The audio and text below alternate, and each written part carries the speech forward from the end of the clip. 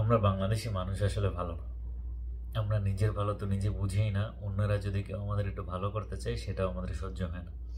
কেমন এই যে দেখেন, আমরা আমাদের এত কেয়ারফুল, এত আমাদের কেয়ার করে, এত উন্নত করে, এত হচ্ছে যত্ন নিছে বা আমাদেরকে চালাইছে এতদিন সুন্দর স্বাভাবিকভাবে দেশের প্রধানমন্ত্রী, তারে আমরা কি করলাম, লাঠি লোঠা দিয়ে তারে তাড়াই দিলাম দেশ থেকে।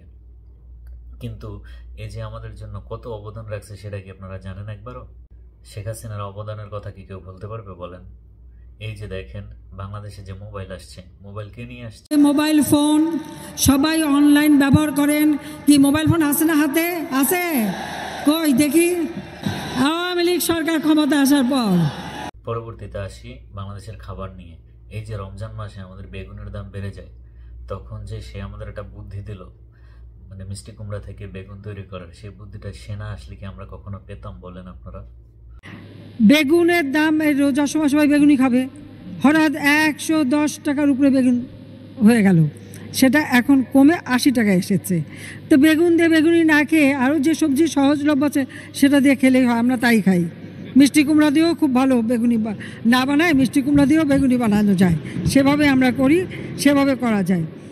কাঁঠাল একটা সামান্য জিনিস, ছোটবেলা থেকে খাই নাই, খাইলে হাতে আঠা লেগে যায়, তারপরে আবার তেল টেল দিয়ে পরিষ্কার করতে হয়। কিন্তু কাঁঠা থেকে যে বার্গার কাবাব হয় সেটা কি আমরা জানতাম কখনো? সে না থাকে।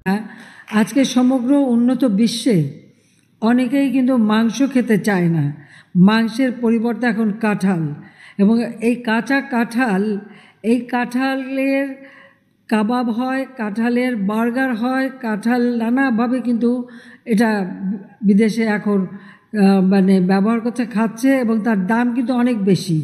মানে আপনি কাঁঠাল দিয়ে, কাঁচা কাঁঠালের একটা বার্গার যদি আপনি কিনতে যান, তার দাম কিন্তু মাংসের থেকে, মাংস দিয়ে যে বার্গার করে বা মানে রোল তৈরি করে সেগুলির থেকে কিন্তু দাম অনেক বেশি।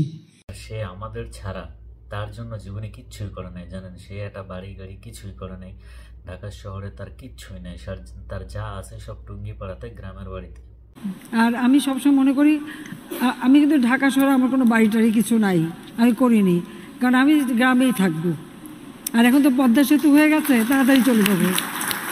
মাছের ভিতরে কাটা হয় সেটা আমরা সবাই জানি, কাটার জন্য আমরা খেতে পারি না, সেই জন্য সে এত ভালো একটা বুদ্ধি দিয়েছে, এরপর থেকে আমি নিয়মিতই মাছ খাই। মাছে ভাতে বাঙালি হিসেবেই যেন আমরা থাকতে পারি। আর এখন মাছের কাটা একটা সমস্যা, অনেকে মাছ খেতে চায় না, কিন্তু প্রক্রিয়াজাত করলে পরে কিন্তু এই কাটাও কিন্তু নরম করে ফেলা যায় এবং খাওয়া যায়, এবং সেটা খুব বেশি কঠিন না, এমনকি ঘরে ঘরেও করতে পারেন।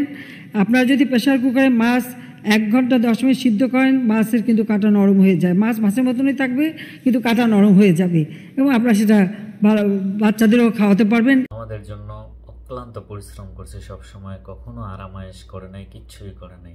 সে তো হচ্ছে যে গণভবনের পাশে ড্রাইভারদের যে ঘর থাকে সেখানে সবসময় থাকতো, পাতলা কাঁথা দিয়ে সবসময় আর কি, শীতের ভিতরে বলেন গরমের ভিতরে বলেন, খুব অত্যাচারের ভিতরে থাকতো, আরামায়েশ সে করেই নেই কোনোদিন। সে ক্ষমতা তো ভোগের বস্তু না, আমি তো আয়েশ আরাম করার জন্য ক্ষমতা আসিনি, আমি দিন রাত অক্লান্ত পরিশ্রম করেছি বাংলাদেশটাকে একটু উন্নত করতে, এবং সেটা আমি সফলভাবে করতে পেরেছি। শেখ হাসিনা যে কতটা বিনয়ী লোক সেটা তো আপনি বিএনপির প্রধানকে দেখলেই বুঝতে পারেন। তার এত মামলা থাকা সত্ত্বেও তাকে বাসায় বসে চিকিৎসা দেওয়া হচ্ছে।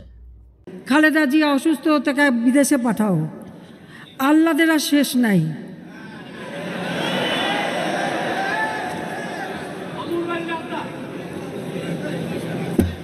পৃথিবীতে কোন দেশে আছে এতিমের অর্থ আত্মসাৎ করে সাজাপ্রাপ্ত আসামি জেলে ছিল? অন্তত আমি এইটুকু দয়া করেছি যে ঠিক আছে, বয়োবৃদ্ধ মানুষ বা অসুস্থ, হাঁটতে চলতে উঠতে বসতে অসুবিধা, শুলে একজন না ধরলে উঠতে পারে না, জেলখানায় যখন এই অবস্থা দেখেছি তো যে ঠিক আছে, যেটুকু আমার ক্ষমতা আছে, সেই এক্সিকিউটিভ যে পাওয়ার আমার আছে তার মাধ্যমে তাকে আমি তার বাসায় থাকার সুযোগটা করে দিয়েছি। এখন উনি সেজে গুজে মেকআপ নিয়ে একেবারে বুড়ো টুরু একে হাসপাতালে যান, আর এদিকে তার ডাক্তাররা আবার রিপোর্ট দেয় খুবই খারাপ অবস্থা, মানে একটা নাকি যায় তার লিভার নাকি পচে শেষ, তো লিভার সাধারণত পচলে মানুষ কি বলে সেটা আমি মুখ দিয়ে বলতে চাই না।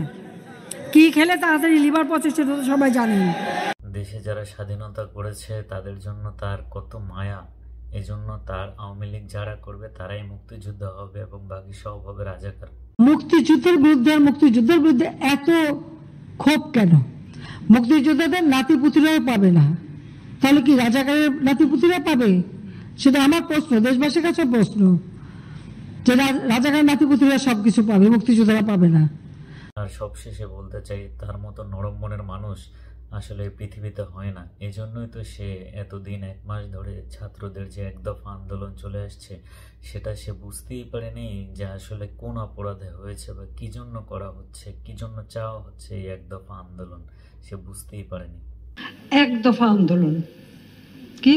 আওয়ামী লীগকে ক্ষমতাচ্যুত করতে হবে আর আমাদেরকে পদত্যাগ করতে হবে। আমার প্রশ্ন, জাতির কাছে প্রশ্ন, কি অপরাধ আমাদের?